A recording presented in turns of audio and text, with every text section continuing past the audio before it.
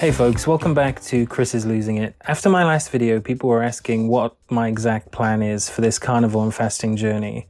So in this video, I'm going to lay out the plan, exactly what I'm doing and why.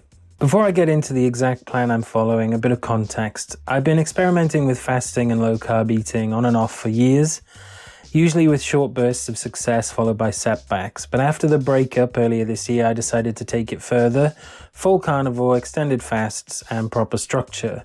That combination turned out to be the first thing that really worked for me, not just for weight loss, but for focus, stability, and mood. The breakup was the 1st of March 2025, and between serious depression, hormonal issues, the fallout of a relationship, and breakup with someone with several personality disorders, and other physical health problems, I knew that if I didn't immediately turn my life around, I was cooked.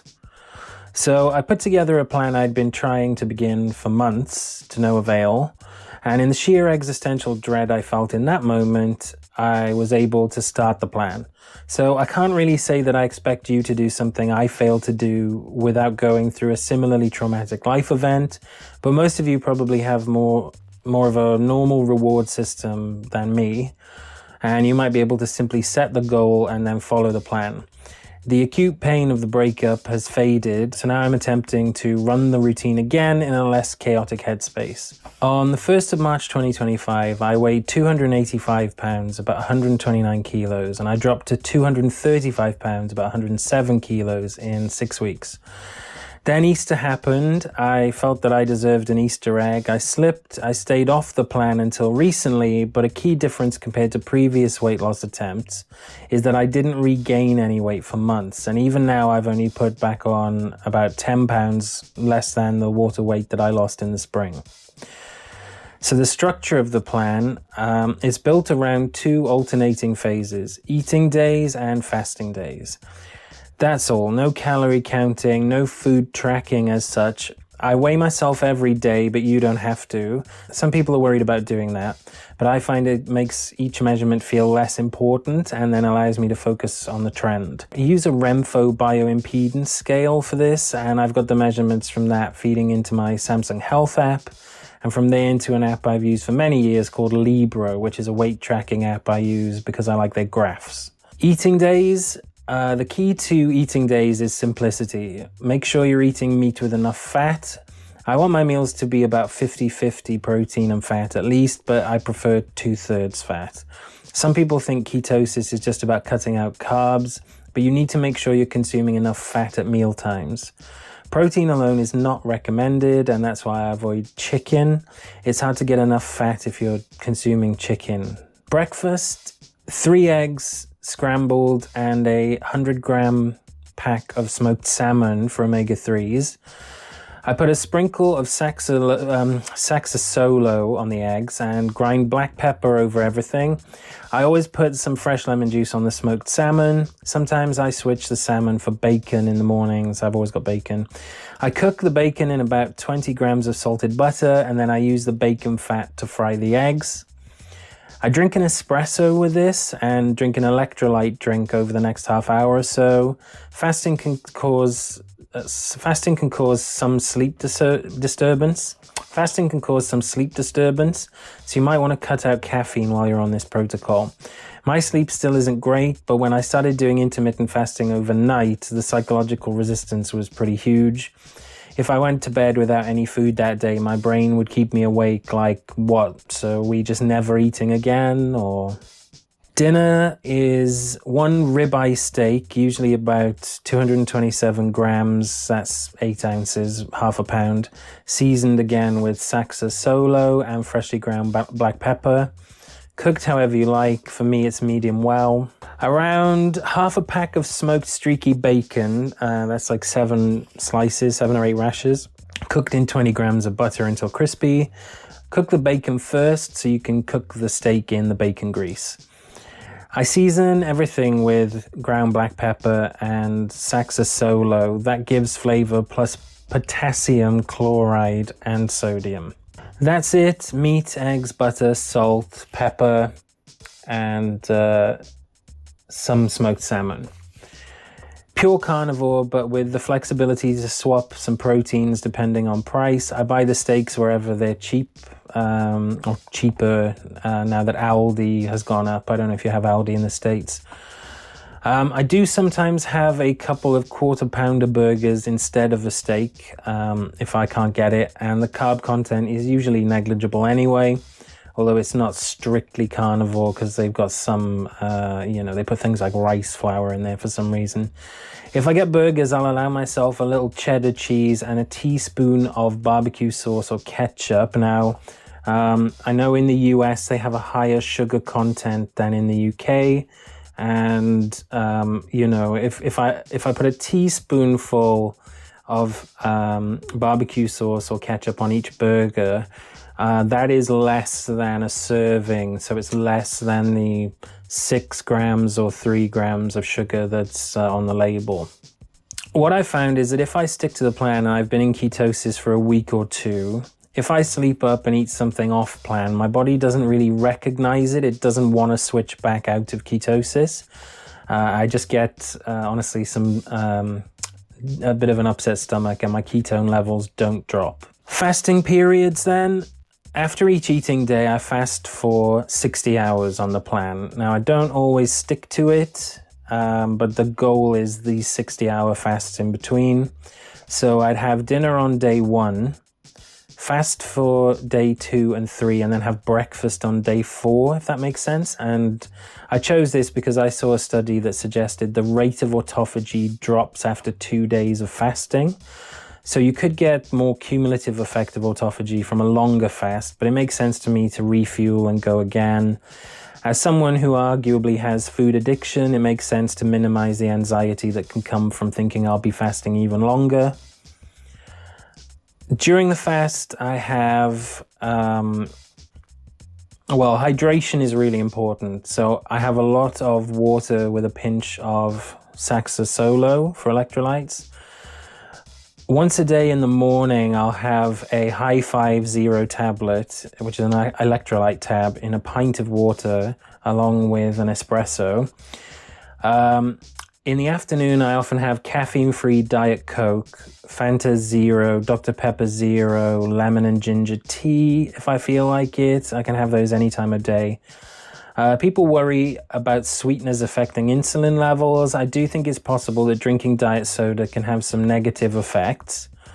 But I've found that for me, being able to continue that habit probably makes the overall plan easier. I have noticed, though, that as the days go by and I stick to the plan, I become more sensitive to what I'm consuming. Food becomes more enjoyable when I do eat, and the sweeteners in the drinks taste worse. They don't, they taste less of just sweetness and taste kind of strange. So I tend to have them less as the plan goes on. I never go over about 2 double espressos worth of caffeine in a day, whether I'm doing this or not, whether I'm doing the plan or not. As I said, you'll want to cut out caffeine if you notice you're struggling with sleep, because sleep is crucial to any health metric. Supplements, I use Nutrition Geek supplements here in the UK because they're reliable and transparent, and they do have good reviews. Magnesium glycinate 3-in-1, 2 tablets before bed, or sometimes 1, depends how I feel. And their D3 K2 capsule, tablet in the morning when I eat. I started taking multivitamins last time, and I continued taking them over the summer. I was away recently and I stopped taking them, and I found I felt better. So this time I'm going to have just the occasional multivitamin. Maybe one every 3 days instead of every day. Magnesium works to support muscle relaxation and improve nerve function. It's important for sleep. D3 K2 covers what we lack from sunlight. If you're in the northern hemisphere, pretty north, like in the UK, UV strength between September and March isn't high enough for natural vitamin D through your skin. So, there's that drop off in UVB exposure. So supplementing is a good idea. Adaptation and side effects, I'll do a separate video on this, but in the first few days, you're probably going to urinate a lot more and you might get loose stools or diarrhea.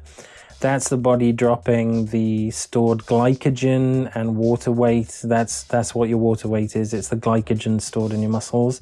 Electrolytes usually smooth it out over a week or two. If you're still having diarrhea after, a week, reduce the magnesium and see if that helps, because not all magnesiums are the same, and magnesium, I think citrate in particular, can cause diarrhea.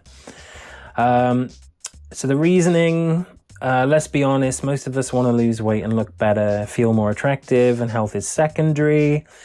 My reasons are not purely aesthetic. In the last year, I've dealt with, obviously there's the trauma of the relationship and the breakup, but hormonal issues, spinal stenosis, either PSSD or PFS, the medication injury that's messed with my emotions and libido. There's an overlap between those symptoms and anhedonia from trauma or depression, which obviously psychiatry recognizes. I know a lot about the body for a layman. I consider myself scientifically literate, but I didn't know that high body fat leads to low testosterone and messes with your other sex hormones. Researchers like Chris Palmer and the team at Metabolic Mind are using ketosis and fasting clinically to help with depression, bipolar disorder, and other psychiatric problems.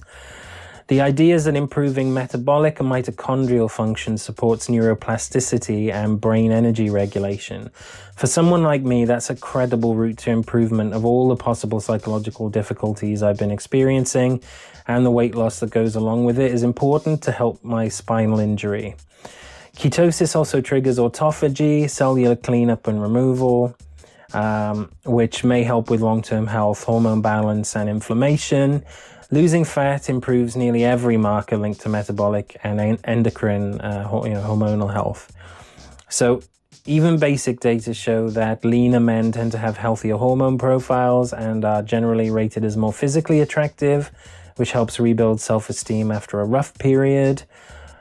The broader goal, so this plan isn't about chasing a specific number on the scales. It's about creating the best biological environment for recovery from these things for me, both physical and psychological. There's no test for PSSD or PFS, but my testosterone has been chronically low. My back has a bulging disc. I've got quite a few things that weight loss, and specifically through ketosis, I would expect to help, even if it wasn't for the PSSD. So a healthy weight, consistent routine, and stable energy give me a foundation for everything else, and that then hopefully will be business, training, relationships, and focus. Mindset. This is pretty, it's a pretty strict routine. It's not necessarily for beginners, and you should all get, a check with your doctor before you start. I don't frame it as punishment or deprivation. It's just structure. I don't flagellate myself for the occasional flat white with milk, because a flat white or latte is about 7 grams of carbs, which under keto is fine. This is about sustainability, not perfection. So, I've got to be honest, this past week where I've been on the diet, you've got to just, if you fall off, just get back on, we go again. So I treat it as an experiment, stay consistent, observe, adjust. Haven't been perfect. Maybe not even in ketosis, although my urinalysis strips show that my ketone level is elevated. So you just go again, do as many meals as you can. Keto, if you slip off, get back on, just keep going. So that's the complete plan. Carnivore meals, 60-hour fasts, magnesium and vitamin D, electrolytes, and, some butter and seasoning and things for cooking. Plenty of water, 0-calorie drinks and the occasional coffee are okay. It's not complicated, and it's just uncomfortable enough to really work. Every week I follow it, I move further from survival mode and closer to functioning normally again. If you want to follow the experiment, then subscribe. there's, you know, I'm not going to overhype anything. There's no shortcuts, just, you know, a real attempt to build and rebuild from the inside out. So thanks for watching. Yeah, don't forget to subscribe and comment. Let me know if there's anything you want to know again. I think I'm going to do a video about the side effects I've experienced, I think, from going into ketosis and maybe stepping back out of it. Yeah, it won't just be change it probably for you. If you're anything like me, it won't just be a case of changing from normal diet to ketosis and losing the weight. There'll be some effects, some side effects that are temporary. Yeah, so I think I'll be doing a video on that. But thanks very much for watching. I'll catch you next time.